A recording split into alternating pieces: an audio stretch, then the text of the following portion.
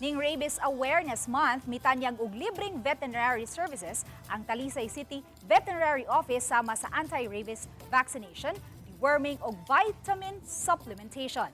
Gihimo kini ganihang alas 8 sa buntag hangtod sa alas 3 sa hapon subay sa tinguha nga mamahimong usa ka rabies-free ang dakbayan sa Talisay.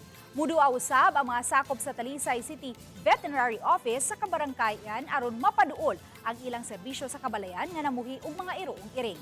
Ning buwan sa Marso, 11 ka mga lugar ang duawon sa City Vet. Sa ubang mga buwan, matag Huwebes usab muduaw ang mga kawani sa Talisay City Vet.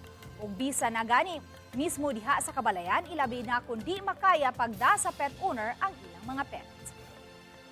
Every year na program na atuon sa City Vet ang mga barangay to vaccinate dogs and cats.